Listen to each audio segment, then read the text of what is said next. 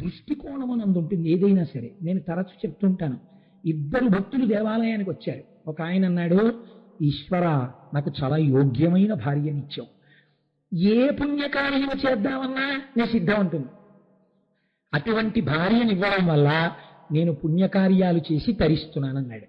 రెండో ఆయన అన్నాడు, ఈశ్వర నాకు గొప్ప గయ్యాలి భార్యనిచ్చావు, నేను యతి అంటే ఆవిడ పెతి అంటుంది, అందుకని నాకు తొందరగా వైరాగ్యం వచ్చింది, నాకు వైరాగ్యం రాదేమోనని గయ్యాలి భార్యనిచ్చి ఎంత వైరాగ్యం ఇచ్చావయ్యా, కృతజ్ఞుడని అన్నాడు. వీళ్ళిద్దరినీ చూసి మిగిలిన వాళ్ళు నేర్చుకోవాలి కదండి. ఇద్దరూ కష్టం చూడలేదు, ఈశ్వరానుగ్రహం చూస్తున్నారు. యద్భావం తద్భవతి. మీరు చూడ్డంలో ఉంటుందండి. మారడు అని ఒక మహాశివ భక్తుడు, ఆయనకి ఏమీ తెలియదు. ఆయనకు తెలుసున్నది ఏమిటో తెలుసా అండి, ఇంటికి ఎవరైనా ఆర్తితో వస్తే అన్నం పెట్టమంటే ఆయన శివుణ్ణి చూసేవాడు వాళ్ళలో, అంటే అన్నం పెట్టడం. శివుడు ఒకనాడు పరీక్ష చేశాడు. హోర్న వాన 3 రోజుల నుంచి ఎడతెరిపి లేదు అసలు ఆ వర్షం. అంత వర్షం, వాళ్ళకున్నది చిన్ని పూరిపాక, ఐశ్వర్యం అంతా తీసేశాడు ఈశ్వరుడు. వాళ్ళు అన్నారు, అబ్బా గొడవ వదిలిపోయింది, హాయిగా ఐశ్వర్యం అంతా పోయింది కాబట్టి ఇప్పుడు దాని గొడవ లేదు, ఇంకా మనం హాయిగా శివపూజ చేసుకోవచ్చు అనుకున్నారు. ఓ అర్ధరాత్రి వేళ విభూతి పుండ్రాలు పెట్టుకుని శంకరుడే వాళ్ళ ఇంటికి వచ్చాడు. ఉనికి పోతూ వృద్ధ బ్రాహ్మణ రూపంలో వచ్చి, అన్నం తిని 4 రోజులైందయ్యా, ఇంత అన్నం ఉంటే పెట్టండి అని అడిగాడు. అడిగితే మారడు భార్య వంక చూశాడు, వాళ్ళన్నం తిని 4 రోజులైంది. మనం నలిగిపోయినా పర్వాలేదు, వృద్ధ బ్రాహ్మణుడు శివుడు వచ్చినట్టు అన్నం పెట్టాలి.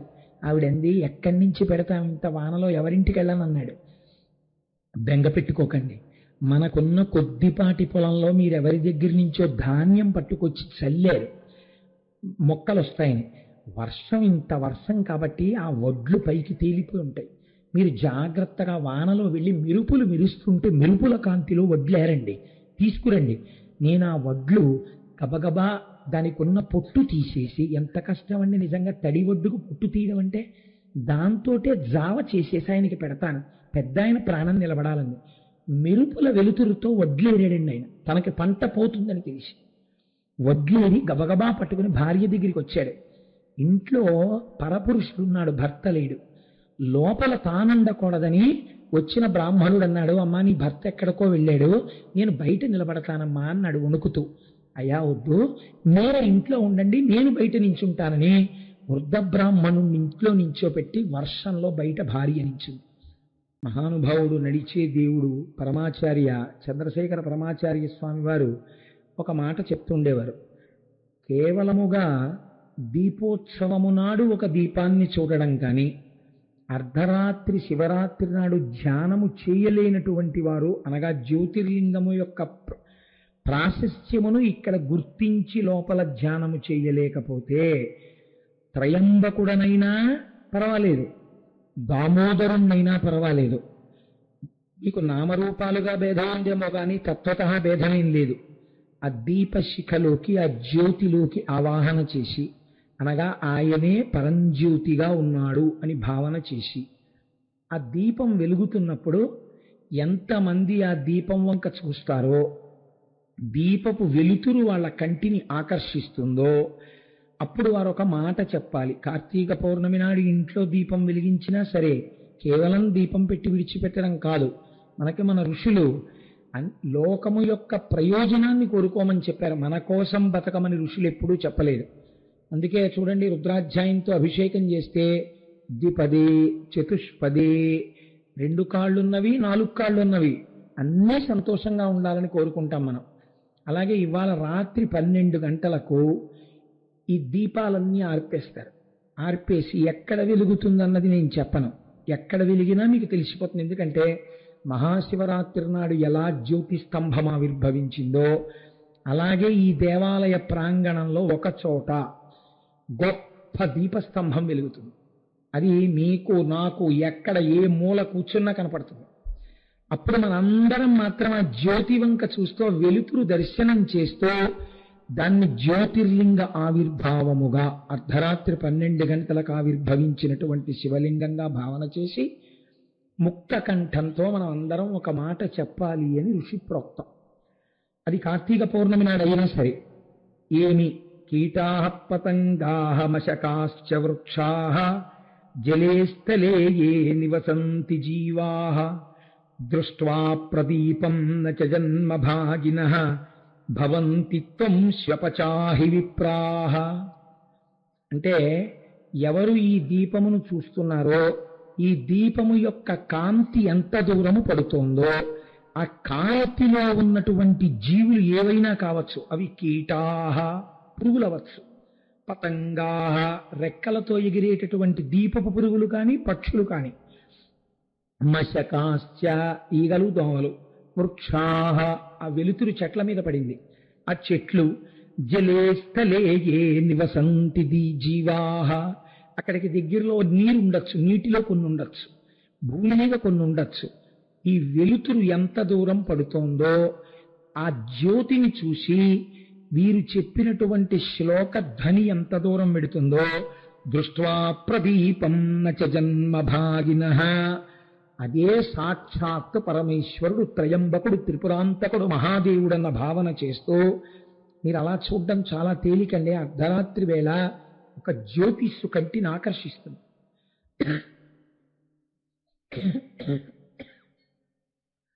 తొందరగా మనస్సు నిలబడుతుంది. కాబట్టి అటువంటి జ్యోతి స్వరూపాన్ని చూసి నమస్కరిస్తూ దృష్ట్వా ప్రదీపం నచ జన్మభాగినః ఎవరైతే అలా దీపాన్ని చూసి నమస్కరించి శ్లోకాన్ని చెప్తున్నారో వాళ్ళకి నచ జన్మభాగినః వారికి ఇక జన్మ లేదు. అంటే ఆ భక్తితో కూడిన దర్శనము జ్ఞానావిర్భావమునకు హేతువై ఆ జ్ఞానము చేత మళ్లీ పుట్టవలసిన అవసరము లేకుండా పునరావృత్తి రహిత శాశ్వత శివ సాయుధ్య స్థితిని ఇప్పించగలిగినటువంటి ఒక చిన్న పని చాలా పెద్ద ప్రయోజనాన్ని ఇప్పించగలిగినటువంటి గొప్ప నైమిత్తిక తిథి మహాశివరాత్రి. మహాశివరాత్రి అర్ధరాత్రి మనం అలా దర్శనం చేసేంత వరకు ఏం చేస్తుండాలి మనం అంటే చెప్తాం ఈ శ్లోకం. మరి మిగిలిన ప్రాణులు అందుకే చెప్పారు, అవి చెప్పక్కర్లేదు. ఆ వెలుతురు పడితే చాలా, వెలుతురు పడినంతలో ఏ ఉన్నాయో వాటికి కూడా అంత గొప్ప జన్మ వస్తుంది. కనుక భవంతి త్వం శ్వపచాహి విప్రాహ శ్వపచులు కూడా విప్రులవుతారు, దాన్ని చూసినటువంటి వారు, ఈ శ్లోకమును చెప్పినవారు. కాబట్టి రాత్రి 12 గంటలకి లింగోద్భవ వేళ వరకు ఉండి లింగోద్భవం అయిన తర్వాత అభిషేకం జరుగుతుంది స్వామికి. ఆ అభిషేకం జరిగిన తర్వాత మనం గృహాభిముఖులం అవుతాం. ఈ లోపల ఏం చెయ్యాలి? రోజు ఏం చేస్తారో చేయకుండా ఉండాలి. రోజు ఏం చేస్తారు? నిద్రపోతారు. ఇవాళ ఏం చేయాలి? నిద్రపోకుండా ఉండాలి. నిద్రపోకుండా ఉండడమే జాగరణ అవుతుందా? అలా అయితే ఏదో పని చేసి నిద్రపోకుండా ఉండొచ్చు, అది జాగరణం కాదు. జాగరణం అనగా ప్రతిరోజు చీకటి పడిన తర్వాత బాగా మనని ఆవేశించేటటువంటి రాక్షస ప్రవృత్తులే ఉంటాయో, కామక్రోధశ్చ లోభశ్చ దేహే తిష్టంతి తస్కరాః జ్ఞానరత్నాపహారాయ తస్మాత్ జాగ్రత్త జాగ్రత్త అంటారు శంకరులు. అవి మనస్సుని పట్టకుండా మనస్సుని ఈశ్వరాభిముఖం చెయ్యాలి. అలా నామం చెప్తూ ఉండండి అన్నా అనుకోండి, నామం చెప్తూ కునుకుపాట్లు వస్తాయి. రోజు అలవాటు అయిపోయింది, పుట్టినప్పటి నుంచి అది ఉపాధికి అలవాటు పడుకుంటుంది.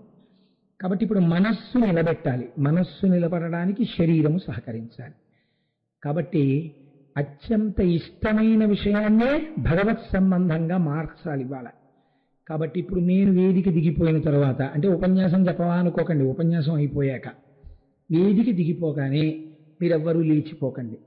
అత్యద్భుతమైన కార్యక్రమం ఇవాళ రేపు మనది కాని ఒక సంప్రదాయంలో కొట్టుకుపోతూ అవే టీవీలు చూసినా అవే ఎక్కడ చూసినా అది తప్ప మనకి ఇంకో సంస్కారం లేనట్టుగా రోజులు వెళ్ళిపోతున్నాయి. కాబట్టి ఒక కొత్త ప్రక్రియ శివరాత్రి నాడు ప్రారంభించాలని అనుకున్నాం.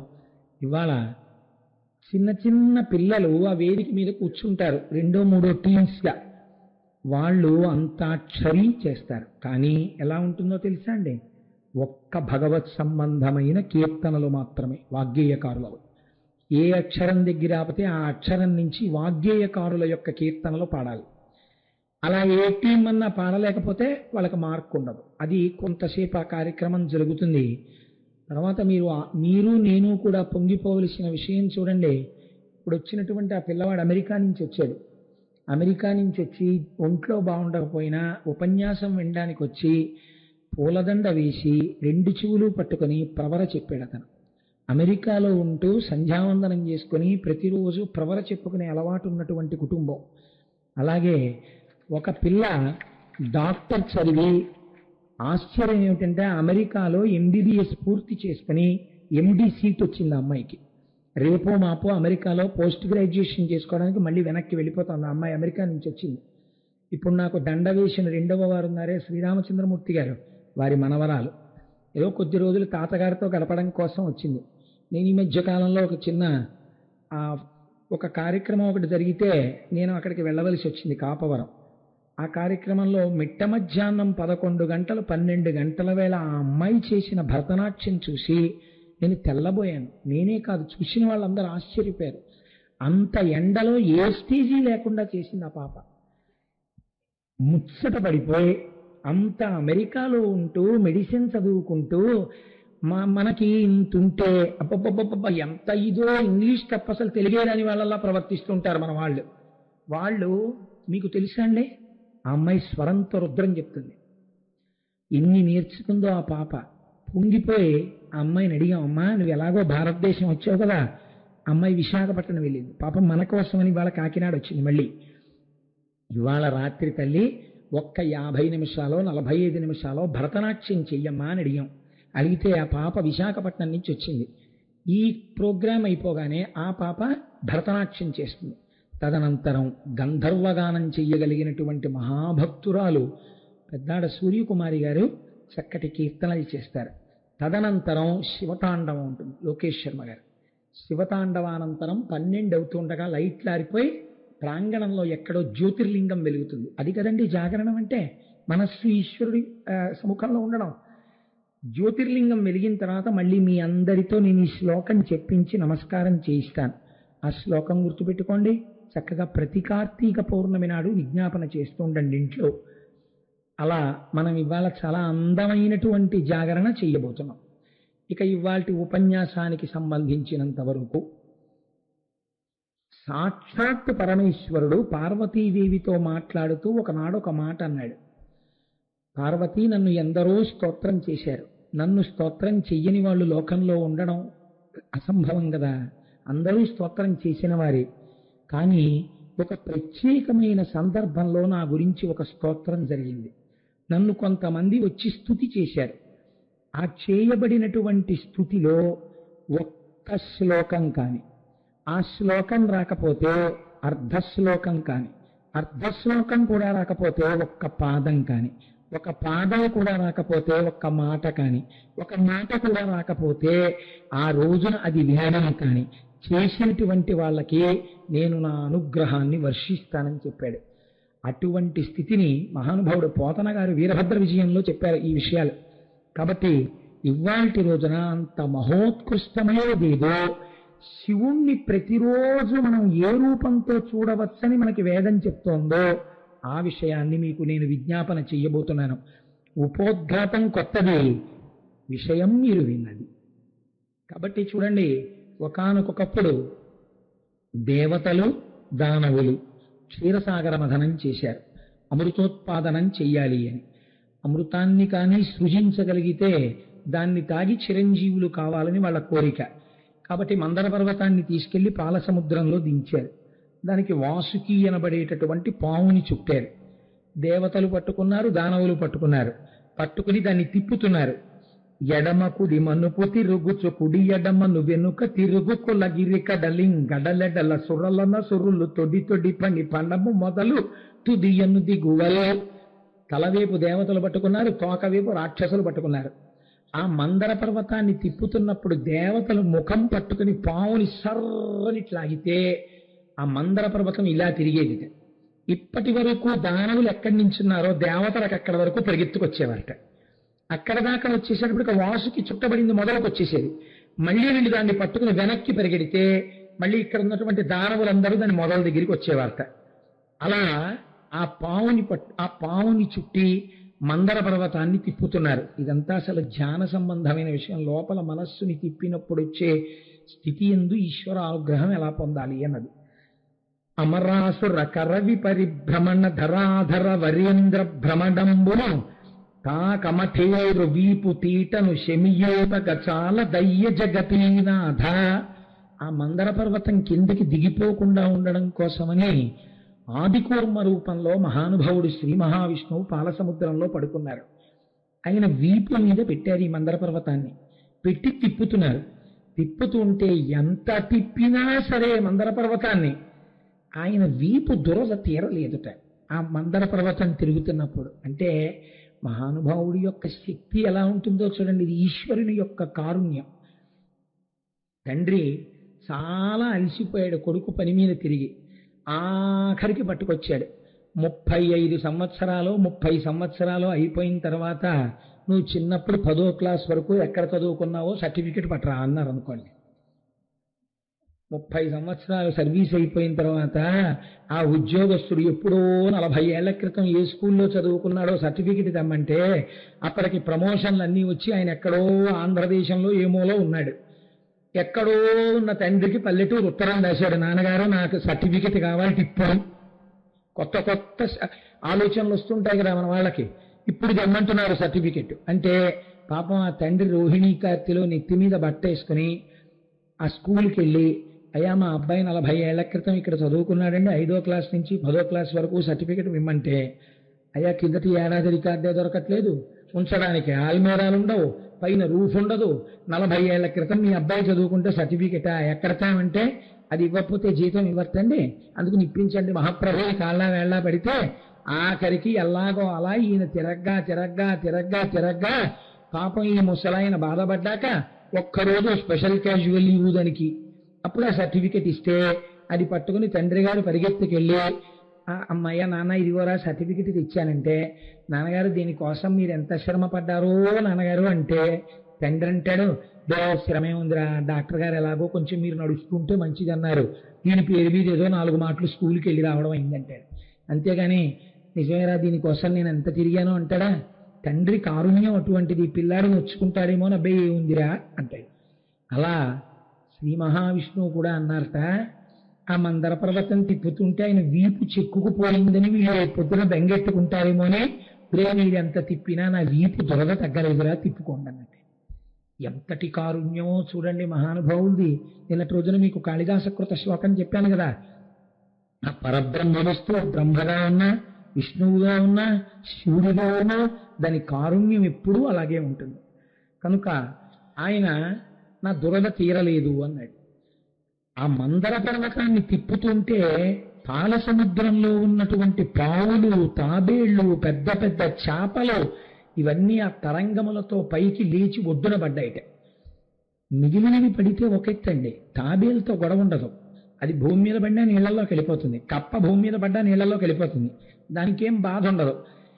మత్స్యకారులు వచ్చి వల వేసినప్పుడు కప్ప ఎన్ని మాటలు పడ్డా దాని ప్రాణానికి బాధ లేదు, చూసి దిక్కుమల్ల కప్పని విసిరేస్తాడు, మళ్ళీ నీళ్లలోకి పోతుంది. పాపం చేప ఒక్కసారి కానీ ఒడ్డున పడిపోయింది అనుకోండి, అయిపోయింది దాని జీవితం. మా చిన్నతనంలో ఆ పిల్లలు పాడుతుండేవారు, మచిలీ జల్కా రాణి ఉస్కా జీవన్ పాని హాత్ లగావో డర్జాయేగి బాహర్ నికాలో మర్జాయేగి అని. మచిలీ జల్కా రాణి, చేప నీటికి రాణి. అటువంటిది ఏదో రాజమండ్రి పిల్ల ఐసోప్, రైలు వచ్చింది ఐసోప్ అని పాడతాడు.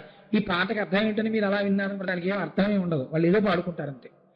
ఆ పాడుకుంటే వాళ్ళకు ఉత్సాహం వచ్చి కలుపుతారు దాన్ని. అలా వీళ్ళందరూ పెద్ద చప్పుడు చేస్తూ కలుపు తిప్పు నడుచుకుంటూ పరిగెడుతున్నారు అటు ఇటు. అలా తిప్పుతుంటే పాలవల్లి లోపల అప్పటికప్పటికి మందరాగము తిరుగం చప్పుడు నిండెన జాండము చెప్పిడిదే మజుని చెవులు చిందరగొనియన్. ఆ పర్వతం తిరుగుతుంటే ఆ వచ్చిన చప్పుడికి బ్రహ్మలోకంలో తపోనిష్టలో సమాధిలో ఉన్నటువంటి చతుర్ముఖ బ్రహ్మగారు ఉలిక్కి పడ్డారట. ఏమిట్రా ఈ చప్పుడు, ఏం చేస్తున్నాడు పిల్లకాయలందరూ, ఏమిటి అల్లరాయి అని బయటకు వచ్చి చూశారట. దేవదానవులు క్షీరసాగర మథనం చేస్తున్నారు. అందులోంచి హాలాహల విషము పొట్టె అవనేనాథ. వాళ్ళు కోరుకున్నది అమృతం. మొట్టమొదట పుట్టింది హాలాహలం. వాళ్ళు బతకాలని వాళ్ళు కోరుకుంటే చంపేది ముందు పుట్టింది. ఆ పుట్టినటువంటి ఆ హాలాహలం పెద్ద పెద్ద గంతులు వేసుకుంటూ భూమి మీదకి వచ్చింది. అది వెళుతూ ఉంటే నదులు ఇంకిపోయాయి, సరస్సులు ఇంకిపోయాయి, అరణ్యాలు కాలిపోయాయి, పట్టణాలు కాలిపోయాయి, నగరాలు కాలిపోయాయి, పల్లెలు కాలిపోయాయి. అది దూకుతూ జింక ఎలా దూకుతుందో అలా వెళ్ళింది. ఒక్కొక్కసారి ఏది ఎలా నడుస్తుందో అంత గంభీరంగా నడిచింది. అది వెడుతున్నప్పుడు అది మన గంగావతరణం విన్నారే, జలం తాగేసిన తర్వాత అంతా ఎండిపోయినట్టు అప్పటి వరకు పెద్ద పట్టణం. ఆ హాలాహలం ఆ పట్టణం నుంచి వెళ్ళగానే నిర్జనం, అక్కడ పట్టణం లేదు. అలా బూది చేస్తూ వెళ్ళిపోతోంది ఆ హాలాహలం. ఇప్పటి వరకు ఈ మందర పర్వతాన్ని పట్టుకుని తిప్పుతున్న వాళ్ళందరూ ఏం చేశారు? ఉత్తర క్షణం ఆ మందర పర్వతాన్ని వాసుకుని అక్కడ వదిలేసి దేవతలు దానవులు ఇద్దరూ పరిగెత్తారు. మీరు ఈ విషయం బాగా గుర్తుపెట్టుకోవాలి. నేను తరచూ ప్రస్తావన చేస్తూ ఉంటాను. ఒకే తల్లికి తండ్రికి 10 కుమారులుంటే అందులో ఇద్దరు చాలా తప్పు ప్రవర్తన కలిగిన వారైనా తల్లి తండ్రి వాళ్ళని దూరంగా పెట్టరుగా. ఆ ఇద్దరికి వాళ్లే తల్లిదండ్రులు, మిగిలిన 8 సుగుణాభిరాములకు వాళ్లే తల్లిదండ్రులు. అలా రాక్షసులకైనా తల్లిదండ్రులు జగత పితరం వందే పార్వతీ పరమేశ్వరవు వాళ్లే. కాబట్టి ఇప్పుడు ఎవరి దగ్గరికి పరిగెత్తాలి? అందరూ కలిసి పరిగెత్తారట పరమశివుడి దగ్గరికి. ఇది నిజంగా మహానుభావుడండి. ఇక్కడ దర్శనం చేశారు. చాలా విషయాలు పోతన గారి రచనలు ఇక్కడ దర్శనం చేసినవే అనిపిస్తుంది. కాబట్టి ఆయన అన్నారు, శని కైలాసము జొచ్చి శంకరయ వాసద్వారముంజేరి ఈశుని దవ్వారికు లడ్డుపడ్డ తలమంచుంజొచ్చి కుయ్యో నాలింపుము చిత్తగింపుము దయన్ ప్రార్థోచుమంచు అంబుజామయుక్తని రక్తరక్షణ కళాసౌరంభురిన్ శంభురిన్ అంటారు పోతన గారు. ఆర్తరక్షణ కళాసౌరంభురిన్ శంభురిన్. మీరు ఆ విశేషణం చూడాలి. వీళ్ళందరూ ఎలా వెళ్ళారు? శని కైలాసము జొచ్చి శంకరుని వాసద్వారముంజేరి ఈశోదవ్వారికు లడ్డుపడ్డ తలమంచుంజొచ్చి కుయ్యో ముర్రోను మాలింపుము చిత్తగింపుము దయన్ వీక్షింపుమంచు. వీళ్ళందరూ పరిగెత్తుకుంటూ కైలాసం దగ్గరికి వెళ్ళేటప్పటికీ ద్వారపాలకులన్న వాళ్ళ పని వాళ్ళదే కదండి. దిండి ముండి అని ఇద్దరు ద్వారపాలకులు, వాళ్ళిద్దరూ శూలాలిలా అడ్డు పెట్టుకుని ఉన్నారు. చాలా తొందర పని మీద వచ్చారేమో, ఏమిటి ఇంతమంది ఇలా వచ్చేస్తున్నారు, ఆగండి ఆగండి ఆగండి ఆగండి ఆగండి అంటున్నారు. నీ మోహం, నీకు చెప్పడం, మళ్ళీ నువ్వు లోపలికి వెళ్ళడం, పరమశివుడికి చెప్పడం, ఆయన బయటికి రావడం సమయం లేదు, మేము వెళ్ళిపోవలసిందే అని ఆ శూలాలు పక్కకి తోసేశారు. ఆయన వాళ్ళని తోసేశారు, లోపలికి చొరబడిపోయి అందరూ నిలబడిపోయి శంకర శివ మహాదేవ పాహిమాం పాహిమాం అని అరిచారు. ఇప్పుడు ఒరే, మీరు నా ద్వారపాలకుల్ని తోసేసి లోపలికి రావడం ఏమిట్రా? మీకు కష్టం ఉంటే ఆగండి, లోపలికి వచ్చి చెప్పాక బయటికి వస్తాను అని అనలేదుట. అలా అనలేదని చెప్పడానికి ఒక చిన్న విశేషణం తీసేశారు. ఆర్తరక్షణ కళాసౌరంభులే శంభుని. ఆర్తితో వెళ్లి ప్రార్థన చేసినటువంటి వాళ్ళ యొక్క కోరిక తీర్చడం తప్ప అయ్యో వీళ్ళిలా రావచ్చా అని చూడడము తెలియనటువంటి కరుణాంతరంగుడైన పరమేశ్వరుడు ఎవరున్నాడో ఆయన గబగబా బయలుదేరి వచ్చి నించుని, అయ్యో బిడ్డలారా, ఎందుకర్రా ఇలా పరిగెత్తుకొచ్చారు, ఏమైంది, ఏం కష్టం వచ్చింది మీకు అని అడిగారట. అడిగితే వాళ్ళన్నారు, వచ్చిన వాళ్ళు చాలా తెలివైన వాళ్ళండి, అడిగిన ఆయనంత అమాయకులు కారు.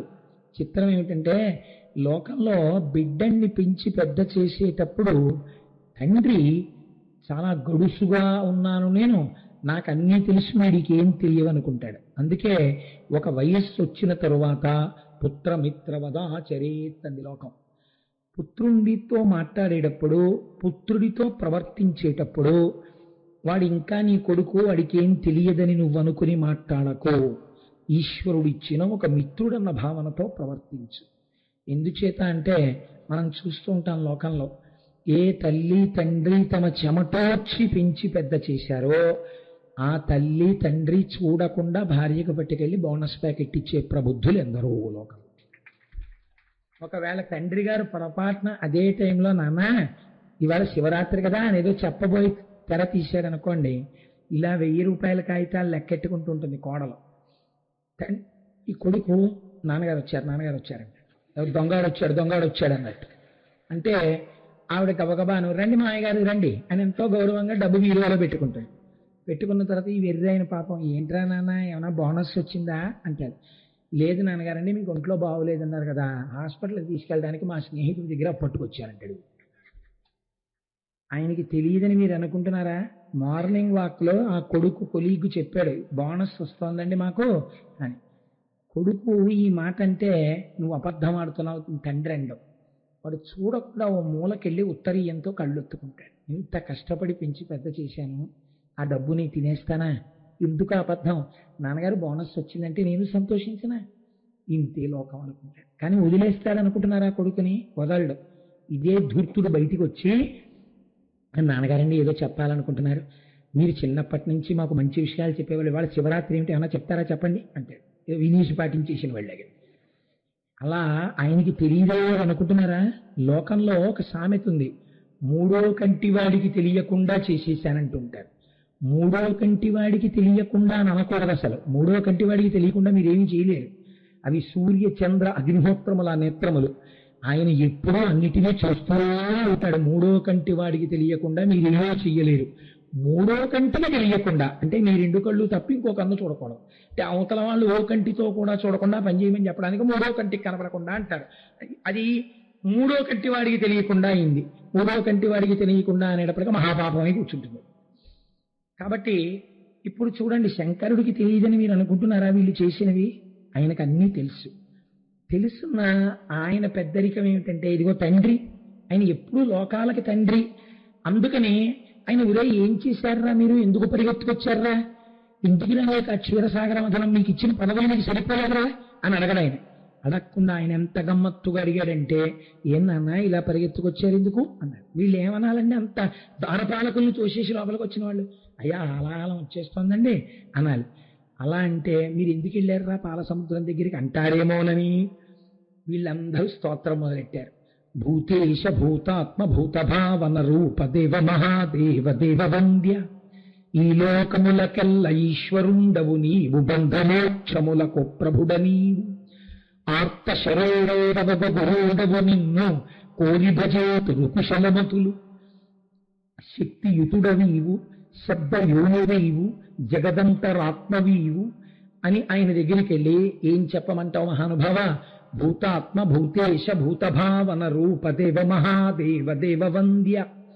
ఈశ్వర, అంతటా నిండిపోయిన వాడవు నువ్వు, నీకు తెలియందే ఉంటుంది. నువ్వు దేవతలందరి చేత నమస్కరింపబడేటటువంటి వాడివి. ఈ లోకములకెల్ల ఈశ్వరుడవు నీవు, బంధమోక్షములకు ప్రభువీవు. ఈ లోకములకంతటికీ ఈశ్వరుడవు నువ్వు. నీ ఆజ్ఞకి ఎదురు లేదు తండ్రి. బంధమైనా ఎవరే వస్తుంది, మోక్షమైనా ఎవరే వస్తుంది. బంధమోక్షములకు ప్రభుడవీవు, ఆర్త శరణ్యందవ గురుండవను కోరి భజంతురు కుశలమతులు. రక్షణ కావాలనుకున్న వాళ్ళు కోరి కోరి కోరి కోరి నీ పాదములను పట్టి నిన్ను స్తోత్రం చేస్తారు. నీ వలన తప్ప రక్షణ ఎక్కడి నుంచి కలుగుతుంది తండ్రి? ఇవాల్టి రోజున మాకు కూడా ఒక ఆపద వచ్చింది. నువ్వు శక్తియుతుడవీవు, నీకు ఈ లోకంలో సాధించలేదన్నది లేదు. ఎందుకని? ఆదిశక్తి నీ వామార్ధభాగమునందు చేరి ఉంది. శక్తియుతుడవీవు శబ్దయావేవు జగదంతరాత్మవీవు. ఈ జగత్తుకంతటికి అంతరాత్మవి నువ్వే తండ్రి. ప్రాణలయ అఖిలమునకును, ఈ లోకమునకం ఎంత పెద్ద శరీరం ఉన్నా ఇంత ప్రాణిని ఎలా దాన్ని నిలబెడుతుందో, అలా ఎంత పెద్ద బ్రహ్మాండం ఉన్నట్టు కనపడుతున్నా దానికి నీవే ప్రాణమయ్యున్నావు. కాబట్టి ఈశ్వర, నీవు మమ్మల్ని రక్షించాలి.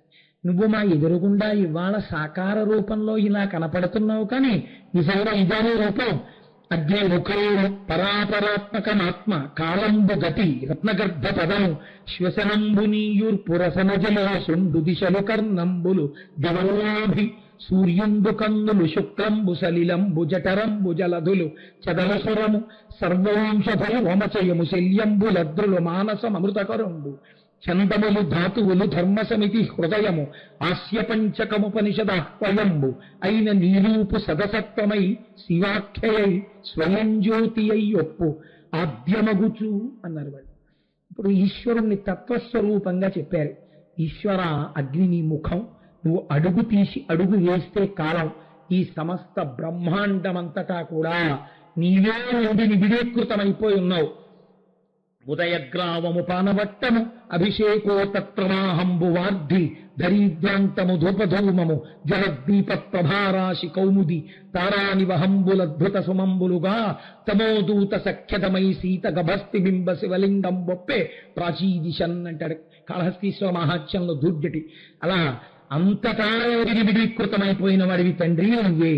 అటువంటి వాడివి మూడోస్తులకు ముడులోకముల కొముడు కాలముల కొములమగుచు భేదమగుచు తుదిక భేదమయ్యొప్పారు బ్రహ్మేగని విఫలమయ్యన. ఒక గొప్ప విషయాన్ని చెప్తున్నారండి. మూడోస్తులకు ముడులోకముల కొముడు కాలముల కొములమగుచు. ఈశ్వర మూడుగా కనపడేటటువంటి మూడు మూర్తులు నువ్వే.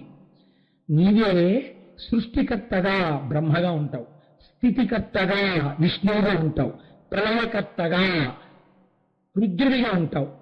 శ్రీ శివ అని రాస్తున్నప్పుడు అదే శ్రీరామ అన్న భావన కూడా ఉండాలి. అంతేగాని మేము శ్రీ శివ రాస్తున్నామండి, మేము రామకోటి రాయలేకపోయామంటే నేను బెంగపెట్టుకోక్కర్లేదు. రామకోటి రాస్తున్నప్పుడు శ్రీరామ అని రాయడమే శ్రీ శివ అని రాయడం కూడా అన్న అభ్యాస బుద్ధి కలగాలి. అంతేగాని కనబడిన వాటన్నిటినీ భేదబుద్ధితో చూడకూడదు. అదే కాబట్టి మూడు మూర్తులకు కములకు మూలకాలములకు మరుగుచు మూడు మూర్తులుగా కనపడేవాడినే నువ్వే. మూడు లోకములకు పైన ఉండే లోకాలు భూలోకం కింద లోకం ఈ లోకాలుగా ఉండేవాడివి నువ్వే. మూడు కాలములకు భూతకాలం వెళ్ళిపోయిన కాలం నువ్వే, రాబోయే కాలం నువ్వే, నడుస్తున్న కాలం నువ్వే. మూడు కాలములకు మూలమగుచు భేదమగుచు ముందు భేదంలా మూడున్నట్టుగా కనపడతావు. ఎప్పుడు నీ అనుగ్రహం కలిగిందో, ఎప్పుడు నీ పాలనేత్రానుగ్రహం కలిగిందో, అజ్ఞానము మాకు కలిగిందో ఆనాడు భేదమగుచు తుది కబాజమయ్యొప్పాడు. ఆఖరికి ఉన్నదొక్కటే ఏకస్త్వమేవ బహుధా భవభాసి లోకే నిశ్శంకధీర్వృషభకేతన మల్లినాథ. ఉన్న ఒక్క పదార్థమే ఇన్నిగా ప్రకాశిస్తోందనేటటువంటి జ్ఞానం నాకు కలిగించేటటువంటి ఓ ఈశ్వర నీకు నమస్కారం. సకల ప్రపంచమునకు గురుబర నిర్వాహకుడవగుట చేసి నిరిచనుదూరం. ఓ తండ్రి, ఈ సమస్త ప్రపంచం కూడా నీ కడుపులో ఉంది. అటువంటి వాడవైనటువంటి నేను ఇక్కడ ఉన్నటువంటి చతుర్ముఖ బ్రహ్మగారైనా 4 ముఖాలున్నవాడైనా స్తోత్రం చెయ్యడం సాధ్యం అవుతుందా? నిన్ను స్తోత్రం చెయ్యలేరు. మరి ఎందుకు వచ్చారు మీరందరూ అంటావేమో. బాహుశక్తి సురాసురుల్సని అప్పాలవల్లి మదింప హాళాహలే ఏరి కలాహలై భువనంబు కోలాహలంబు చేసే చిచ్చులాదలోకొని ప్రాణి సందోహం బ్రతికింపవే దయదర్లింపగనీశ్వరా అన్నారు. అయ్యా, నువ్వు మాలో పంచభూతములుగా నువ్వే ఉంటే, నువ్వే మాలో శక్తిగా ఉంటే మేమేం చేశాం?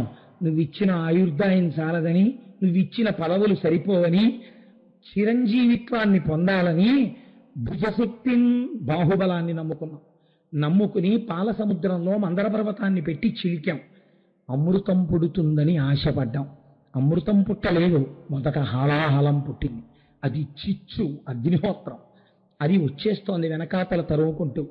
ఈశ్వరా, ఈ లోకములకన్నిటికీ పెద్దవాడివి కదా, ఈశ్వరుడివి కదా, నీ మాట ఏది మాత్రం కాదనగలదు. అందుకని మీరు దాన్ని పుచ్చేసుకోండి అన్నారు. చేసుకుని చిచ్చులాగమంగొని నువ్వు పుచ్చేసుకుంటే ప్రాణి సందోహమం బ్రతికింపవే. ఈ ప్రాణి సందోహాలన్నింటినీ నువ్వు బతికించు. దయదొరినంపగనీశ్వర, మా మీద దయని కృప చేయి. ఎందుకు తాగాలి అని అడగద్దు. దయ మా మీద దయతో నిర్హేతుక కృప. దానికి ఎందుకు కారణం ఉండక్కర్లేదు. మేము తప్పు చేయడమే కారణం. ఇదొక చమత్కారమైన మాట సుమండి శాస్త్రంలో. ఒక ఆయన అడిగాడు అమ్మవారిని, ఒక చమత్కారమైన మాట అడిగాడు. నేను అన్నీ పొందడానికి పూర్ణుడనైతే, అన్నీ పొందడానికి అర్హుడనైతే నీ దయ వర్షించడానికి అవకాశం ఎక్కడుందమ్మా? ఏమీ లేనిటువంటి చెడు ప్రవర్తన ఉన్నవాణ్ణి నేను కాబట్టే నా మీద దయవర్షించి నన్ను బాగు చేసుకో అన్నాడు. ఇదో చమత్కార ధోరణి. మీకు శరణాగతి ఎందు రెండు ప్రకాశిస్తాయండి. మిమ్మల్ని మీరు ఉద్ధరించుకోలేని స్థితి, ఉద్ధరించగలిగిన ఈశ్వరుడు యొక్క దయ ఏకకాలమునందు ప్రకాశిస్తాయి. కాబట్టి ఇప్పుడు వాళ్ళు తమ తప్పొప్పుకుని శరణాగతి చేస్తున్నారు. ఈశ్వర దయచూడు, మమ్మల్ని రక్షించు, మేము పొరపాటే చేశాం, అందుకే నేనంటా లేదు వాళ్ళు బాహుశక్తి, ఈ బాహువులకున్న శక్తి నమ్ముకుని వెళ్ళాం, మాకు పరాభవం జరిగింది. కాబట్టి శంకర లంపట మోహోరిముపను సంపద కృప చేయ జయము సంపాదింపన్ సంపరి వారి వధింపను సొంపారగనిక చెల్లు సోమార్థధరా. ఏమి పద్యాలండి, అమృత గుళికలు. ఆయన వాళ్ళు అన్నారు లంపట మోవారింపను సంపద కృప చేయ జయము సంపాదింపన్. మనం చూడండి ఓ మాట అంటుంటాం, ఏమంటే ఆ శివరాత్రి నాడు పూజకి రాలేదేమండి అన్నాం అనుకో, ఏం చెప్పమంటారు లంపటం. ఇంట్లో ఆ రోజునే మనవాడికి స్పెషల్ క్లాసు, ఏం చేస్తాను కొడుకు కోడలు ఊరు వెళ్తున్నాం, ఏదో శ్రీశైలం వెళ్తున్నాం, అత్తయ్య గారు మీరు చూసుకోండి అని వెళ్ళారు. ఆ పిల్లాడికి వేళ పట్టున ఏదో నాయన టిఫిన్ కాఫీ పెట్టాలి కదా, రాలేకపోయినా చాలా బాగుందని చెప్పుకుంటున్నారు, నేనేం చేయను, ఏమనుకోకేం రాలేదని అంటే నేను అనుకోవడం ఎందుకు, మీరు రాకపోతే నేను ఎందుకండి అనుకోవడం. అలా లంపటము నివారింపను, లంపటం అంటే సంసారమే. ఎన్ని కోట్ల జన్మలెత్తామో, ఎన్ని కోట్ల జన్మలెత్తినా దిక్కుమాల సంసారం ఆ జన్మకి ఆ జన్మకే రిఫ్రెష్. చక్క భార్య పిల్లలు, పందికి లేనేమిటి, దానికి ఉన్నాయి భార్య పిల్లలు. ఆఖరికి తేనెటీగలకి లేనేమిటి, వాటికి ఉన్నాయి మగ తేనెటీగలు గుడ్లు పిల్లలు. ప్రపంచంలో సంసారం లేనిదే ఉందండి. అసలు ఈ జేబు పెట్టుకోవడం అన్న అలవాటు మనకి ఎక్కడితో తెలుసా అండి. మనకి ప్రారంభం పాపం చేస్తూ ఉండడం, మూటట్టుకుని పెడుతూ ఉండడం, ఆ మూట పట్టుకుని వెళ్ళడం అలవాటు, ఓ జేబు పెట్టుకుని అందులో పెట్టుకోవడానికి అది కూడా అలవాటు. అందుకే జేబులు పెట్టించుకోవడం అందుకే వచ్చింది రావు. అందుకే పూర్వం వైదిక సంస్కారంలో జేబులున్న ఉండే ఒక ఉత్తరీయం వేసుకుని బొడ్డును దోపుకోవడమే, జేబులు లేవు. ఇప్పుడు చొక్కాలు వచ్చాక జేబులు వచ్చాయి అంటే పాపాలు బాగా పెరుగుతున్నాయని గుర్తు. లాల్చీకి నాకు జేబుద్దులేండి మిమ్మల్ని అనక్కర్లేదు. కాబట్టి లంపటము నివారింపను, సంసార నిర్మూలనం అంటే ఒకటి గుర్తు పెట్టుకోండి. అంటే ఏమండి సంసారం ఉండకూడదని భార్య పిల్లల్ని చంపేవతల పారేయమని కాదు. సంసారాన్ని వదిలిపెట్టడం అంటే సంసారముందు మీరు ఉండాలి, చక్కగా అన్నిటికీ కూడా ఈశ్వరుడి యొక్క కారుణ్యమును చూడగలిగినటువంటి పెద్ద మనస్సు ఏర్పరచుకోవాలి. ఒక కష్టం వచ్చిందనుకోండి, ఓ కష్టం వస్తే ఈశ్వరుడు ఎందుకు ఈ కష్టం ఇచ్చాడో, నేను ఎంత పెద్ద పాపం చేశానో అంత ఫలితాన్ని అనుభవించలేనని ఇంత చిన్న కష్టంతో ఈశ్వరుడు దాన్ని తొలగించేశాడు. నేను బాగా కష్టపడి ఉపన్యాసం చెప్పనేమో అని కంఠం బాగా నలిగిపోతే, నలిగిపోయిన కంఠంలోచి మాట మాట్లాడడానికి డొక్కల నుంచి ఊపిరి లాగి లాగి మాట్లాడితే, ఒంటికి చెమట పడితే, నా చేత బాగా తపస్సు చేయించడానికే నా కంఠం నలిగిపోయేటట్టుగా ఈశ్వరుడు చేశాడు అని మీరు అనుకున్నారనుకోండి, అది భక్తి. అంతేగాని నేను శివపురాణం ఇచ్చిన కంఠం పోవడం ఏంటండి, ఉంచద్దా శివుడు అనకూడదు. చూడండి, మీరు దృష్టికోణమునందు ఉంటుంది ఏదైనా సరే. నేను తరచు చెప్తుంటాను, ఇద్దరు భక్తులు దేవాలయానికి వచ్చారు. ఒక ఆయన అన్నాడు, ఈశ్వర నాకు చాలా యోగ్యమైన భార్యనిచ్చావు, ఏ పుణ్యకార్యం చేద్దామన్నా నేను సిద్ధం ఉంటుంది, అటువంటి భార్యనివ్వడం వల్ల నేను పుణ్యకార్యాలు చేసి తరిస్తున్నానన్నాడు. రెండో ఆయన అన్నాడు, ఈశ్వర నాకు గొప్ప గయ్యాళి భార్యనిచ్చావు, నేను ఎతి అంటే ఆవిడ పెతి అంటుంది, అందుకని నాకు తొందరగా వైరాగ్యం వచ్చింది, నాకు వైరాగ్యం రాదేమోనని గయ్యాళి భార్యనిచ్చి ఎంత వైరాగ్యం ఇచ్చావయ్యా, కృతజ్ఞుడనన్నాడు. వీళ్ళిద్దరినీ చూసి మిగిలిన వాళ్ళు నేర్చుకోవాలి కదండి. ఇద్దరూ కష్టం చూడలేదు, ఈశ్వర అనుగ్రహం చూస్తున్నారు. యద్భావం తద్భవతి.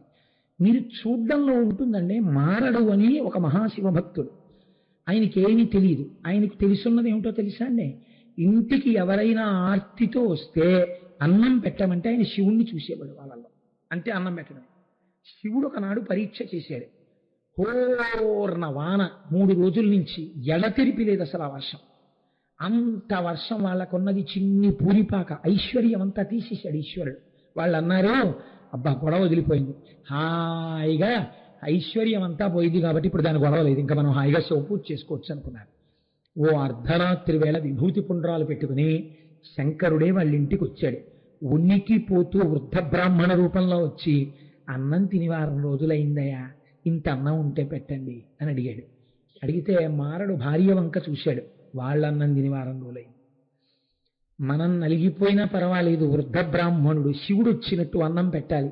ఆవిడంది, ఎక్కడి నుంచి పెడతాం, ఇంత వానలో ఎవరింటికి వెళ్ళనన్నాడు. బెంగ పెట్టుకోకండి, మనకున్న కొద్దిపాటి పొలంలో మీరెవరి దగ్గర నుంచో ధాన్యం పట్టుకొచ్చి చల్లారు, మొక్కలు వస్తాయని. వర్షం ఇంత వర్షం కాబట్టి ఆ వడ్లు పైకి తేలిపోయి ఉంటాయి. మీరు జాగ్రత్తగా వానలో వెళ్ళి మెరుపులు మెరుస్తుంటే మెరుపుల కాంతిలో వడ్లేరండి, తీసుకురండి. నేను ఆ వడ్లు గబగబా దానికి ఉన్న పొట్టు తీసేసి, ఎంత కష్టం అండి నిజంగా తడి ఒడ్డుకు పొట్టు తీయడం అంటే, దాంతోటే జావ చేసేసి ఆయనకి పెడతాను, పెద్ద ఆయన ప్రాణం నిలబడాలని. మెరుపుల వెలుతురుతో వడ్లేరాడండి ఆయన, తనకి పంట పోతుందని తెలిసి.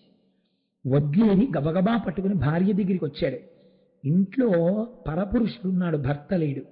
లోపల తానండకూడదని వచ్చిన బ్రాహ్మణుడు అన్నాడు, అమ్మా నీ భర్త ఎక్కడికో వెళ్ళాడు, నేను బయట నిలబడతానమ్మా అన్నాడు వణుకుతూ. అయ్యా వద్దు, నేను ఇంట్లో ఉండండి, నేను బయట నించుంటానని వృద్ధ బ్రాహ్మణుడిని ఇంట్లో నించోపెట్టి వర్షంలో బయట భార్య నించుంది. మారడింటికి వచ్చాడు.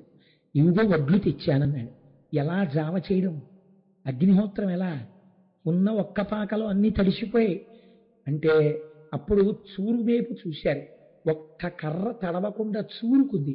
మన పాక పోతే పోయింది, ఆ కర్ర లాగేద్దామని కర్ర లాగేసి అగ్నిహోత్రం వెలిగించి, ఈలోగా ఆవిడ గబగబా మెత్తటి బియ్యం తీస్తే ఆ జావ వేడిగా తయారు చేసి ఉన్న ఇల్లు పోగొట్టేసుకున్నారు. పండవలసిన పంట పోయింది. వర్షంలో నిలబడి నిలబడి నిలబడి నిలబడి ఆవిడ ఆరోగ్యం పాడయ్యే స్థితి వచ్చింది. ఇద్దరు వారం రోజుల నుంచి కడుపుకు అన్నం లేదు. వేడి జావ వృద్ధ బ్రాహ్మణుడి దగ్గరికి పట్టుకొచ్చి వాళ్ళ వంక చూసి, మీరు కొంచెం తీసుకోరా అని అడిగాడు ఆయన. మాకు అక్కర్లేదు స్వామి, మీరు తాగండి, మా కడుపులు నిండిపోతాయన్నారు. ఆయన పెదవుల దగ్గర పెట్టుకుంటుంటే వాళ్ళు ఎంతో ఆనందంతో బాష్పధారలు కారుస్తూ చూశారు. అంతే, శంకరుడు వెంటనే పార్వతీ సహితుడై ప్రత్యక్షం అయ్యాడు. పొంగిపోయాను మీ భక్తికి, తీసుకుంటున్నాను మిమ్మల్ని నాలోకి అన్నాడు. జ్యోతిస్వరూపులై ఆయనలో కలిసిపోయారు. మారడి శివభక్తి అని గొప్ప ఆఖ్యానం. ఇప్పుడు చెప్పండి, సంసారము బయటుందా, సంసారము లోపలుందా? భార్యాభర్తలిద్దరూ బిడ్డలు కలిసి జీవితాన్ని తరింప చేసుకోవచ్చు. నేను అలా పొగిడానని మీరు అనుకోకండి. ఇప్పుడు నాకు దండ వేసిన వారి తండ్రి గారు ఇన్కమ్ ట్యాక్స్ ఆఫీసర్ చేసి రిటైర్ అయ్యారు. ఆయన ఎంత సంస్కారమో, చక్కగా శిఖ పెట్టుకుని పంచె పెట్టుకుని కండువా వేసుకుని పూజలు చేసుకుంటారు. ఆ కొడుకు చూడండి, అమెరికాలో ఉన్న ప్రవర చెప్పుకడే సంధ్యావందనం చేసుకుని పూజ చేసుకుంటున్నాడు. ఆ డాన్స్ చేసే పిల్ల చూడండి ఎంత సంస్కారము. సంసారం ఎక్కడుందండి? సంసారం బయట లేదు, ఇక్కడుంది. లోపల సంసారమునందు మగ్నత పెంచుకుంటే బరువు. అందరం కలిసి భగవంతుడి సేవ చేసుకుంటూ తరిద్దామనుకున్న నాడు చక్కగా భార్య భర్త పిల్లలు అందరూ కలిసి తరించిపోవచ్చు.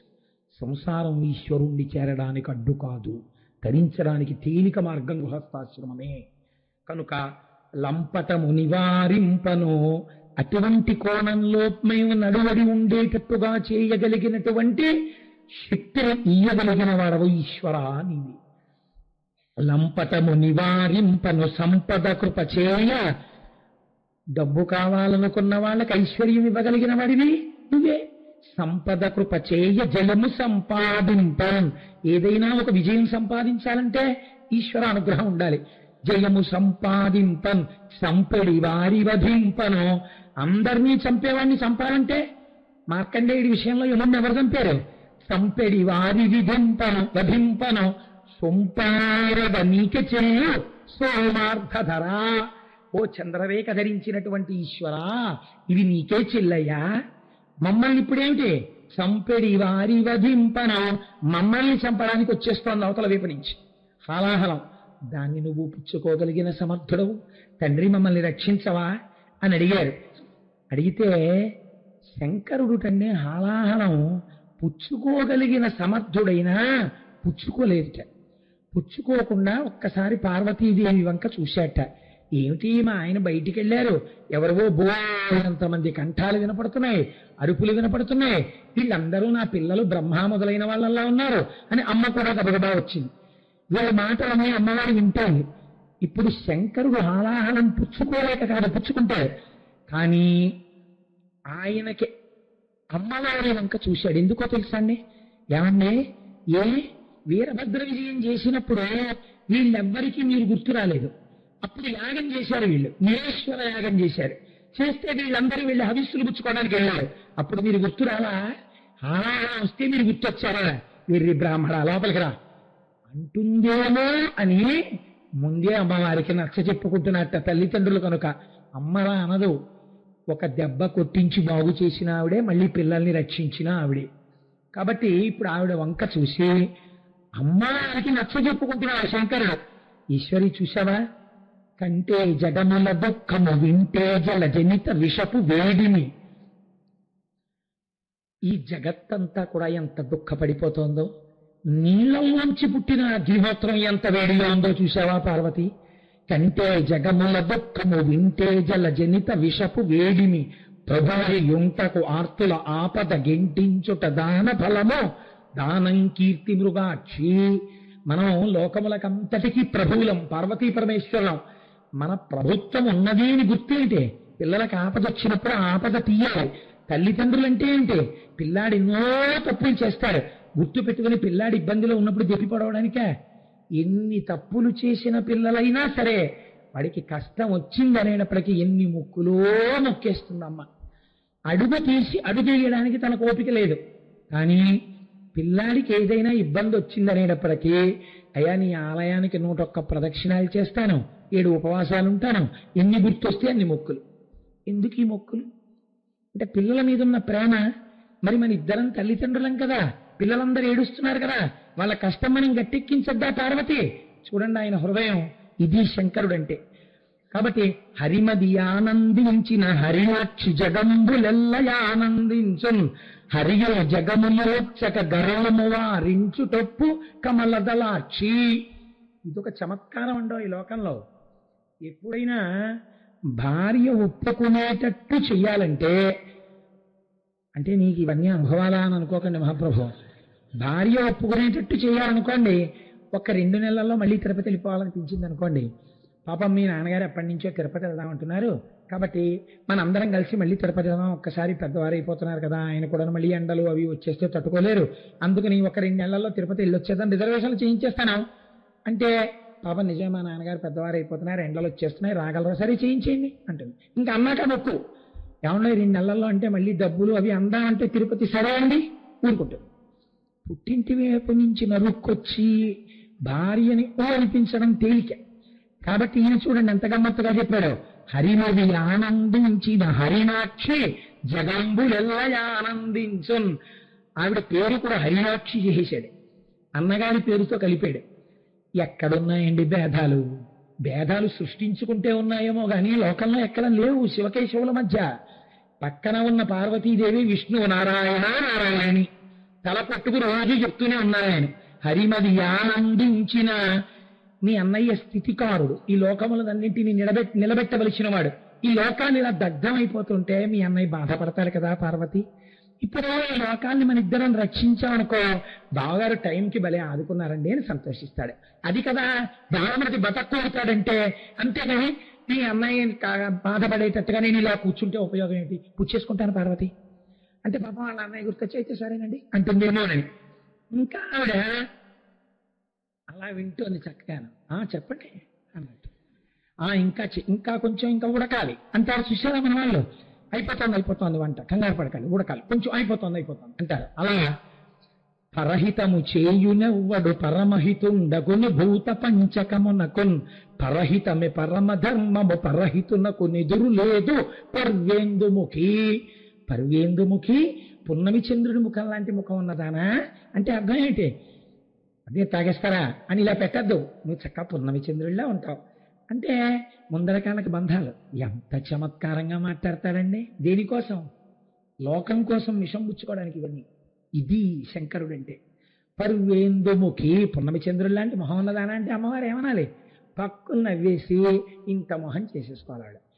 పరహితము చేయునవ్వడు, తన కోసం బ్రతకడం కాదు పార్వతి, పురుల కోసం బ్రతకాలి. అలా బ్రతికేవాడిని చూసి పంచభూతములు కూడా హితమవుతాయి, ఆయన్ని చూసి పొంగిపోతాయి. కాబట్టి ఆ హలాహలం పుచ్చుకోవద్దు. హాలాహలాన్ని నేను పుచ్చుకుంటానని బెంగెట్టుకుంటున్నావా పార్వతి? నేనేమన్నా హాలాహలం పుచ్చుకుంటే ఏమైనా అయిపోతాను అనుకుంటున్నావా? శిక్షింతు హాలాహలమును భక్షింతును మధుర సూక్ష్మఫల రసౌక్రియం రక్షింతు ప్రాణికోట్లను వీక్షింపి మునీవు నేడు వికచాబ్జముఖి. బాగా విచ్చుకున్న పద్మం లాంటి ముఖం ఉన్న పార్వతి హలాహలం పుచ్చుకుంటే ఏమైనా అయిపోతాను అనుకుంటున్నావా? ఏమవుతుందో తెలుసా? ఎందుకో ఏం చేస్తాననుకుంటున్నావు?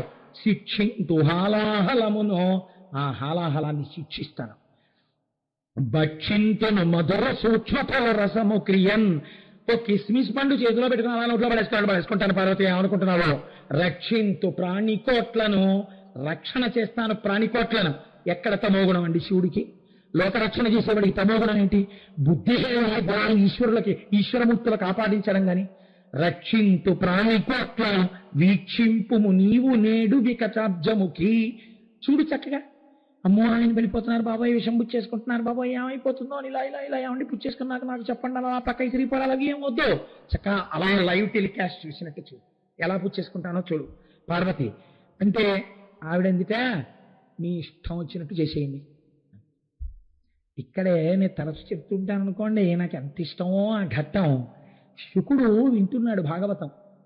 పరీక్షిత్తుని చూసి అన్నాడు, ఆగండి ఆగండి ఆగండి ఆగండి, నేను ఇప్పటి వరకు మీరు చెప్తుంటే అడ్డుపడలేదు కానీ నిత్యాయ త్రిగుణాత్మనే పురజితే కాత్యాయని శ్రేయసే సత్యాయాద్య కుటుంబిని మునిమన ప్రత్యక్ష చిన్మూర్తయే.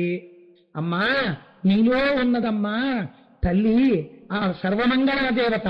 అమ్మా, నీకు ఐదోతనం ఎలా పూర్ణంగా ఉందో అలా నన్ను కూడా ఐదోతనంతో ఉంచు. భారతీయ సంప్రదాయంలో స్త్రీ కోరినటువంటి కోరిక లాంటి కోరిక ఈ ప్రపంచ పటం మొత్తం మీద ఏ స్త్రీ కోరదండి. ఒక్క సనాతన ధర్మంలో ఉన్న ఆడదే ఒక్క కోరిక కోరుతుంది. ఏమిటో తెలుసా అండి? ఎవరు కూడా ఇంకోళ్ళకన్నా ముందు నేను చచ్చిపోవాలందరూ. మనస్ఫూర్తిగా అటువంటి కోరిక 2 సార్లు ఆడది కోరుతుంది. తను వృద్ధురాలైపోయాక ఆయన చేతుల మీద వెళ్ళిపోవాలండి పసుపు కుంకాలతో అంటుంది. అంతేకాని బతికుండి ప్రయోజనం ఏమిటండి? ఆయన చేతుల మీద పసుపు కుంకాలతో వెళ్ళిపోతే చాలంటుంది. రెండోది చూడండి, తన బిడ్డడికి అనారోగ్యం వస్తే నాన్న నా ఆయుర్దాయం కూడా నువ్వే పోసేసుకుని బతుకు నాన్న అంటుంది.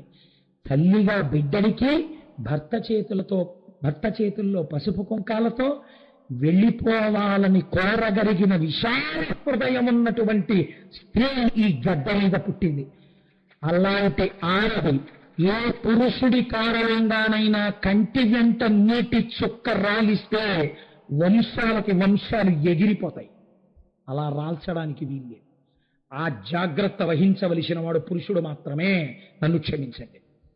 అది సనాతన ధర్మమునందు ఇంత వైభవాన్ని తీసుకొచ్చినది తన నడువడితో స్త్రీయే. అందుకే అమ్మవారు కూడా ఆదర్శంగా చూపిస్తోంది. మంగళసూత్రము నెంతమది నమ్మినదో, ఆ మంగళసూత్రాన్ని ఎంత నమ్మిందో తల్లి.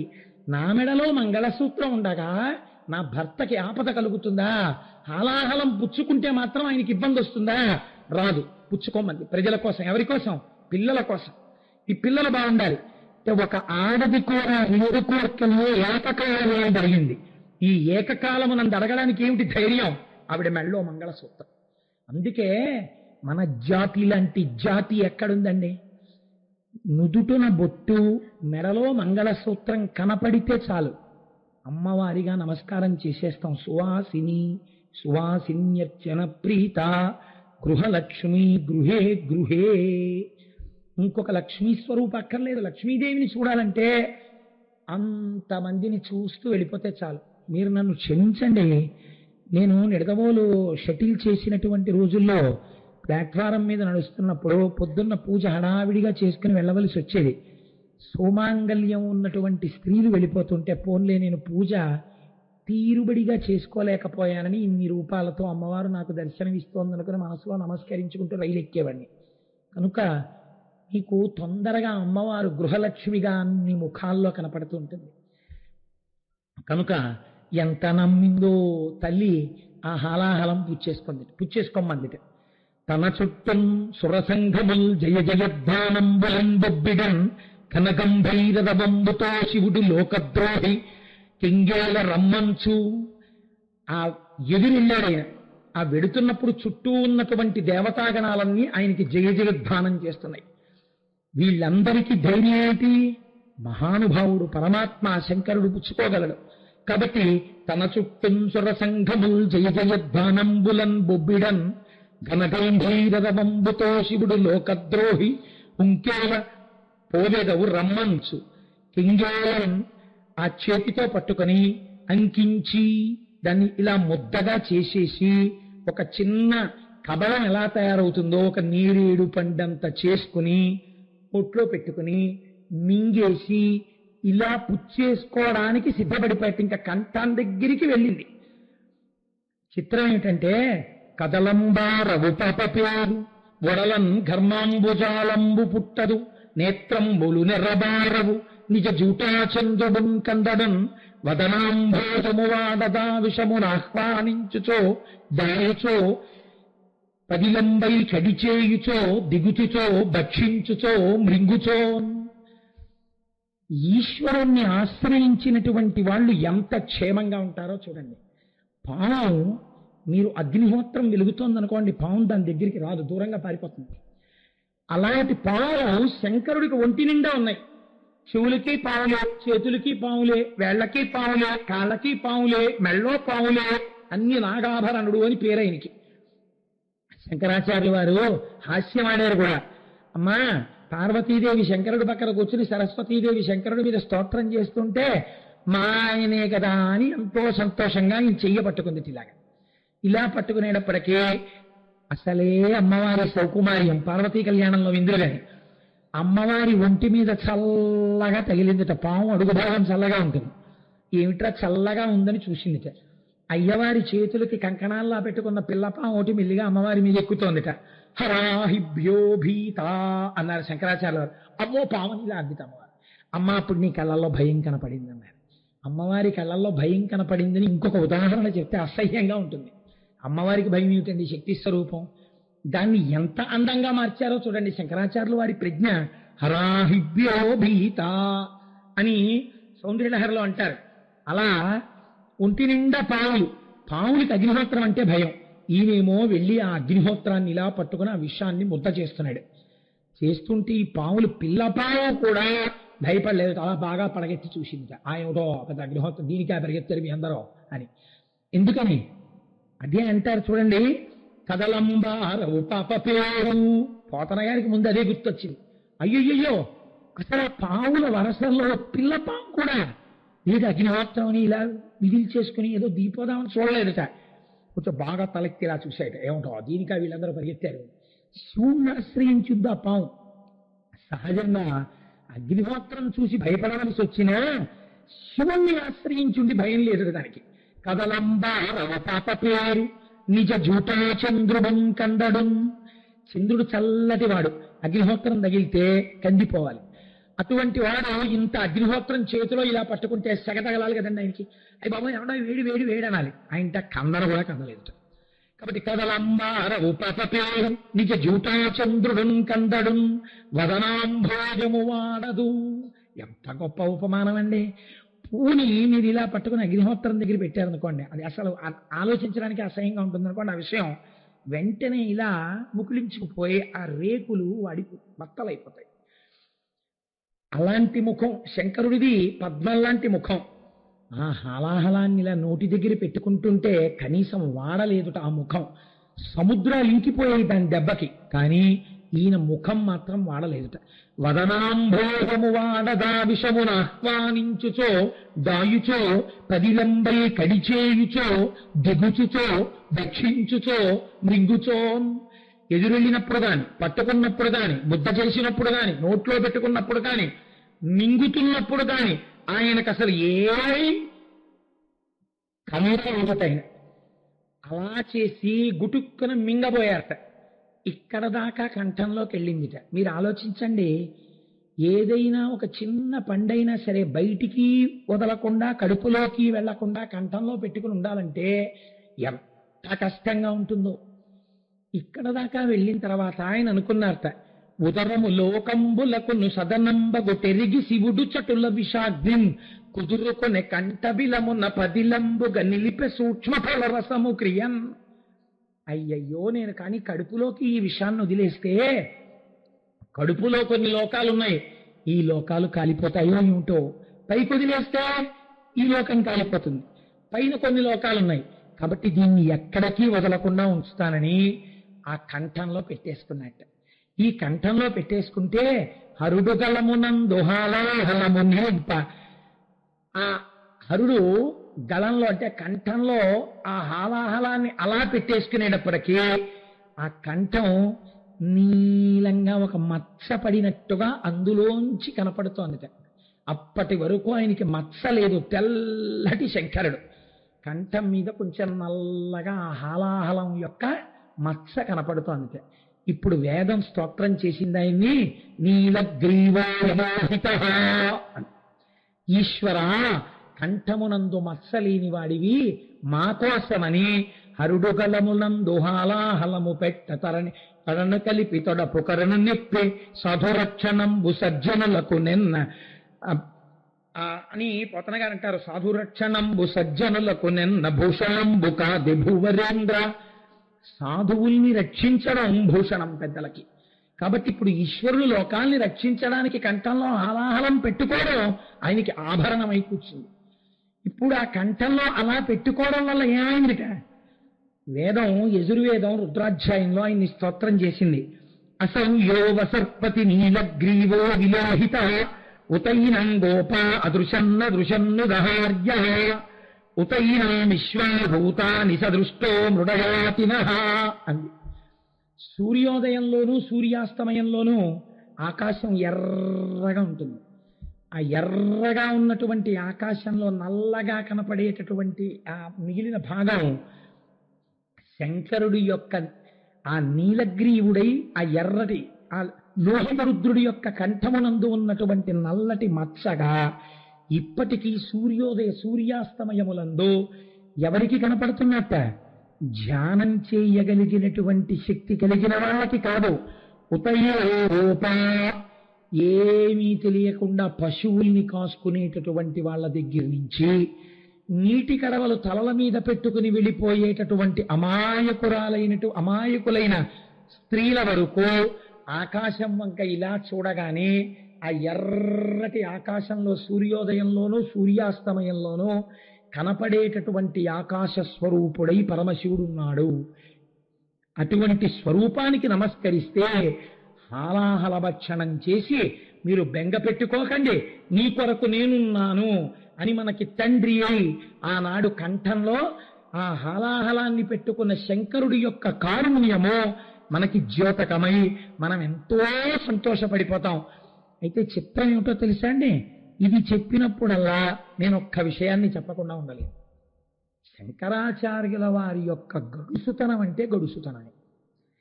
ఆయన ఎంత అందమైన శ్లోకం ఇచ్చారంటే సౌందర్యలహరిలో సుధామప్యాస్వాద్య ప్రతిభయ జరా మృత్యుహరిణీ విపద్యంతే విశ్వే విదిశతమఖముఖాత్యాది విషద కరాళం యక్ష్వేణం కబలతవత కాలకలన నశంభో తన్మూలం తవ జనని తాటంక మహిమా అన్నారు. ఇంత పరమ పవిత్రమైన రోజున ఆ శ్లోకాన్ని కూడా ఒక్కసారి జ్ఞాపకం చేసుకోవడం మనకి శ్రేయోదాయకం. అమ్మా, లోకంలో తెలియని వాళ్ళందరూ అంటారు శంకరుడు హాలాహలం పుచ్చేసుకున్నాడు, ఇదంతా శంకరుడి ప్రజ్ఞ, చాలా గొప్పవాడి శివుడని చెప్తుంటారమ్మా. వాళ్ళకి తెలియదు పాపం. మరణం రాకూడదనుకుని బ్రహ్మగారితో సహా దేవతలందరూ కలిసి పెద్ద క్షీరసాగర మథనం చేశారు. అందులో అమృతం రాలేదు, హాలాహలం పుట్టింది. వీళ్ళందరూ పరిగెత్తారు. ఒక్క శంకరుడు మాత్రం హాలాహలాన్ని పుచ్చేసుకున్నాడు. కడుపులోకి వెళ్ళిందా? వెళ్ళలేదు, కంఠంలో పెట్టుకున్నాడు. అయినా అమ్మా, శంకరుడికి ఆపద ఎందుకు కలగలేదో తెలుసా? శంకరుడి గొప్ప కాదమ్మా. తవజనే తాటంక మహిమా. ఆడదానికి 5 తప్పకుండా ఉండాలి. ఈ 5 ఉంటే సువాసిని అని పిలుస్తారు. 1 మంగళసూత్రం, 2 నల్ల పూసలు. మంగళసూత్రం దగ్గరైనా వేసుకుంటారనుకోండి, బయటికి ప్రకటంగా ఉండకపోయినా. చేత మంగళసూత్రము, నల్ల పూసలు, నొసటన బొట్టు, కాళ్ళకి మట్టెలు, 5వది శిగలో పుష్పములు. ఈ 5 సువాసిని చిహ్నములు. ఈ 5 పుష్పములు ఎంత గొప్పగా చెప్పబడతాయో మంగళసూత్రంతో సమాన స్థాయిలో తాటంకములు కూడా చెప్పబడతాయి. చెవి తాటంకం గురించి, తాటంకం అంటే తాటాకు. అసలు నిజానికి అమ్మవారికి చేసేటటువంటి అలంకారంలో చాలా గొప్ప అలంకారం ఏమిటో తెలుసా అండి? కొత్త తాటాకు ముక్క తీసుకొచ్చి అమ్మవారి చెవికి తాటంకంగా పెట్టాలి. యథార్థమునకు పెళ్లి చేసేటప్పుడు, ఈ మాటలు నేను చెప్తున్నాను అనుకుంటున్నారేమో, చంద్రశేఖర పరమాచార్య స్వామి అంతటి మహాపురుషులు చెప్పింది. ఆడపిల్ల పెళ్లి చేసేటప్పుడు గౌరీ తపస్సులో కొత్త తాటాకు ముక్కలు తీసుకొచ్చి పెట్టి పూజ చేసి, ఆ కుంకుమ చేత పూజ చేయబడినటువంటి తాటాకు ముక్క సౌభాగ్య వస్తువుల్లో ఒకటి, అమ్మవారి స్వరూపం. ఆ తాటాకు ముక్క పెళ్లి కూతురు యొక్క చెవిలో పెట్టాలి. అలాగే అమ్మవారి చెవి దగ్గర కూడా తాటాకు అలంకారం చెయ్యాలి. చేస్తే ఆడపిల్ల యొక్క 5వ తరానికి లూటు ఉండదు. కాబట్టి అమ్మవారు కూడా తాటంకము అంటే తాటి చెట్టు నుంచి వచ్చినటువంటి ఆకు చేత తయారు చేయబడిన ఆభరణము. ఆవిడ కూడా తాటాకు పెట్టుకుంటుందిట మొదట. కాబట్టి తవజనని తాటంక మహిమా. అమ్మా, నీ చెవులకు పెట్టుకున్నావే తాటంకాలు, వాటి మాహాత్యం అమ్మా. మంగళసూత్రంతో సమాన స్థాయిలో మాట్లాడుతున్నారన్నమాట అండి. ఇప్పుడు ఆ 5 చిహ్నాల్లో దీన్ని ఒకటిగా మీరు తీసుకోవచ్చు. అప్పుడు ఈ చెవులకు పెట్టుకున్నటువంటి తాటంకములున్నాయే, ఇవి భర్త యొక్క ఆయుర్దాయానికి రక్షణ హేతువులవుతాయి, తన సువాసినిత్వానికి హేతువులవుతాయి. అందుకే ఒక నియమం ఉంది. నేను మీకు పరమ యథార్థం చెప్తున్నాను. అబద్ధం చెప్పవలసిన అవసరం ఇంత పరమ పవిత్రమైన వేదిక మించి నాకు లేదు. మీరు చూడండి, ఎట్టి పరిస్థితులలో కూడా సువాసిని భర్త ఇంట్లో ఉండగా చెవులకున్న తాటంకములను తీసేసి తాటంకములు లేనటువంటి ఆభరణరహితమైన చెవులతో భర్తకి కనపడరాదు. ఎట్టి పరిస్థితులలో కనపడకూడదు. అది చాలా దోషభూయిష్టమైనటువంటి విషయం. ఎప్పుడైనా తప్పక చెవులకున్నటువంటి ఆభరణాల్ని తీయవలసి వస్తే పసుపు తాడు కట్టుకుని మంగళసూత్రం పెరిగేదని మాత్రమే మాట మాట్లాడి ఎలా ఇస్తారో అలా కొత్త తాటాకు తెచ్చుకుని చెవిలో పెట్టుకుని అప్పుడు తాటంకం తీయాలి. చెవి ఆభరణం తీసి కడుక్కోవడం కానీ ఏదైనా చేయవలసి వస్తే చేసి మళ్ళీ తాటంకం పెట్టుకోవాలి తప్ప చెవి ఆభరణము తీసి భర్తకి కనపడితే దాని వలన లేనిపోని ఇబ్బందులు వస్తాయి. అలా ఎప్పుడూ కనపడరాదు. సనాతన ధర్మమునందు పుట్టి సనాతన ధర్మం పట్ల చాలా ప్రేమ కలిగి భక్తి కలిగినటువంటి తల్లులు మీరు పాటిస్తే రేపు మీ పిల్లలకు అలవాటు అవుతుంది. కాబట్టి చక్కగా మీరు ఆ అలవాటు చేసుకోండి. శంకర భగవత్పాదులంతటి వారు ఈ విషయంలో తవజనని తాటంక మహిమా.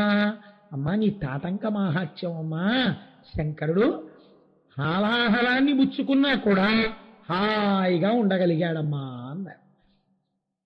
అయితే పోతన గారు అన్నారు, భాగవతంలో కాదండి, వీరభద్ర విజయం రచన చేసినప్పుడు ఈ హాలాహల భక్షణం గురించి ఒక రోజున పార్వతీదేవికి పరమేశ్వరుడు మళ్ళీ చెప్పవలసి వచ్చింది ఒక సందర్భంలో. ఆ సందర్భంలో ఆయన మళ్ళీ చెప్పాడు. మళ్ళీ చెప్పి ఒక మాట చెప్పాడు. ఇవాళ పార్వతీ నీకు ఎందుకు చెప్పానో తెలుసా? ఈ హాలాహల భక్షణ కదా, నీకు ఇవాళ చెప్పడంలో ఒక రహస్యం ఉంది. ఇప్పటి వరకు ప్రపంచంలో ఒక్క విషయమే తెలుసు. ఏమిటి ఆ విషయం? హాలాహల భక్షణ కదా హేలాగతి విన్న వ్రాయనలమి పటింపన్ వ్యాళానల వృశ్చికముల పాడైంచడ రెట్టి జనులు బల విరహితులై. హాలాహల భక్షణ కథ చదివినా వినా అటువంటి వాళ్ళకి తేళ్లు జెర్రిలు పావులు కరవవు అని ఫలశ్రుతి ఉంది లోకంలో. కాబట్టి హాలాహల భక్షణ కథ దానికోసం వింటుంటారు. కానీ పార్వతి, ఒక రహస్యం నీకు ఇవ్వాలని నేను చెప్తున్నాను.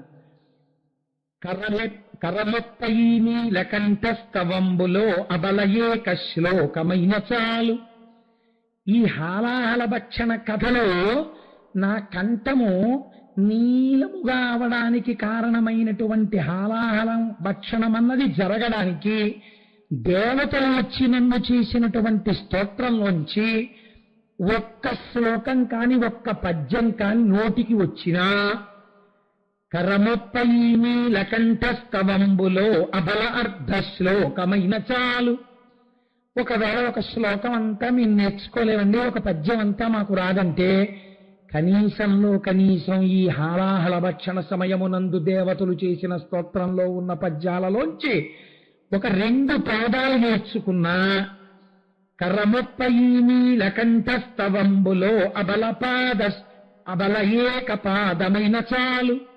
2 పాదాలు కూడా నేను చదవలేనండి అంటే పార్వతి, దేవతలు నన్ను చేసిన స్తోత్రంలో పద్యాల్లో ఏదో ఒక్క పాదం నోటికొచ్చినా చాలు. కరముప్పై నీలకంఠస్తవంబులో అబలకించిన్మాత్రమైన చాలు. ఒకవేళ పార్వతి అది కూడా మాకు రాదంటే కనీసంలో కనీసం ఒక్క మాట అందులోంచి నీలకంఠ అన్న మాట వస్తే చాలు. ఆ ఒక్క మాట అనగలిగితే, ఆ ఒక్క మాట వినగలిగితే, ఈ కథలు చెవులార వినగలిగితే, విమల భక్తితో వినిన పఠించిన చాలా భక్తితో ఈ చెప్పబడినటువంటి వృత్తాంతము పరమసత్యము అని మనస్సునందు విశ్వసించి నా కంఠాన్ని ఒక్కసారి ధ్యానం చేసి ఆ నీలకంఠానికి భక్తితో ఒక్కసారి ఎవరు నమస్కరిస్తున్నారో అటువంటి వారికి, చదివిన వారికి, విన్నవారికి అటువంటి సజ్జనుండు సకల సంపదలను కలిగి ఇహమునందు సకల సంపత్తులను పొందుతాడు. ఏ బాధ ఉండదు. భవములేక కైలాసవాసుడై నన్ను చేరియుండు నయన నేత్ర. అటువంటి వాడు తేలికగా అంచుమునందు శరీరము నుండి విడివడి నన్ను చేరి కైలాసమునందు వసించి సర్వకాలముల యందు నన్ను సేవిస్తూ ధన్యుడవుతాడు. కాబట్టి ఈ నీలకంఠ స్థవము, ఈ హాలాహల భక్షణమన్నటువంటి ఆఖ్యానము చాలా ఉత్కృష్టమైనవి.